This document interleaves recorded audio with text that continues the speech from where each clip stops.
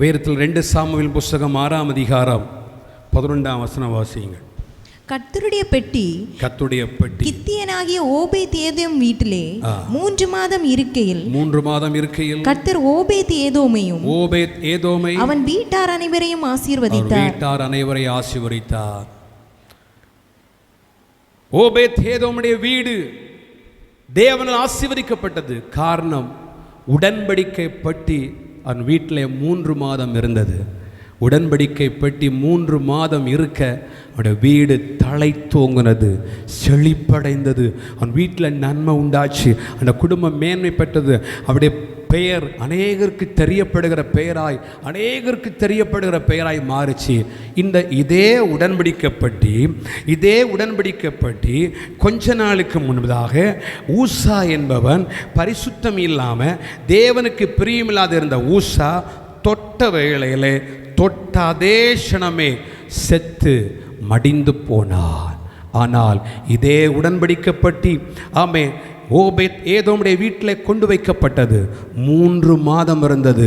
3 மாதத்திலே ஓபேத்-ஏதோமுடைய வீடு கர்த்தரால் ஆசீர்வதிக்கப்பட்டது. உடன்படிக்கை பெட்டி வீட்டில் இருந்தது. அந்த வீட்டில் உடன்படிக்கை பெட்டி இருக்கும்போது 3 மாதத்தில் வீடு ஆசீர்வதிக்கப்பட காரணம் என்ன தெரியுமா? நான் தேவ ஆவியில் ஒன்று சிந்திக்கிறேன். இந்த ஓபேத்-ஏதோமு பரிசுத்தமுள்ளவனாக இருந்தான். அவன் பிள்ளைகளுக்கு சொல்லிக் கொடுத்தான். மக்களே, அன்னைக்கு ஊசான்னு மனுஷன் இந்த உடன்படிக்கை தொட்டான் பாரு, செத்து போனான். ஆனால் இந்த உடன்படிக்கை பெட்டியை நீங்கள் பரிசுத்தம் இல்லாமல் பக்கத்தில் கூட போயிடாதீங்க, அது வல்லமை உள்ளது, தெய்வ மகத்துவம் நிறைந்தது என்று சொல்லி அவன் சொல்லி கொடுத்துருந்துருப்பான்.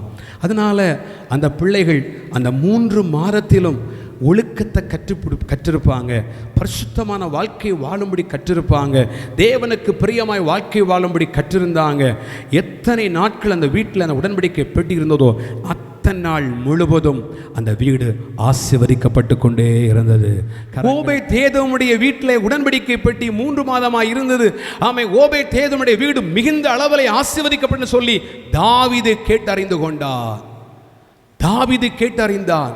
அன்னைக்கு ஊசா தொட்ட வேளை சாகடிக்கப்பட்டான். ஆனால் இன்னைக்கு ஓபேத்-ஏதோமுடைய வீட்டில் இருக்கும்போது அந்த வீடு ஆசீர்வதிக்கப்பட்டிருக்கிறது. எல்லா ஐஸ்வர்யமும் எல்லா சம்பத்தும் எல்லா நன்மையும் வீட்டுக்கு வந்திருக்கு என்று சொல்லி தாவீது அறிந்த மாத்திரத்திலே என்னை அந்த வீட்டில் இருக்கிற உடன்படிக்கை பெட்டி என் பட்டணத்துக்கு வர வேண்டும், என் தேசத்துக்கு வர வேண்டும் என்று சொல்லி விரும்பினான், வாஞ்சித்தான். ஆகவே அந்த உடன்படிக்கை பெட்டியை அவனுடைய தேசத்தை கொண்டு வர செய்தான். தாவீது உணர்ந்து கொண்டான், இந்த உடன்படிக்கை பெட்டி எங்கே இருக்கிறதோ அங்கே ஆசீர்வாதம் உண்டு. இந்த உடன்படிக்கை பெட்டி எங்கே இருக்கிறதோ அங்கே வெற்றி உண்டு.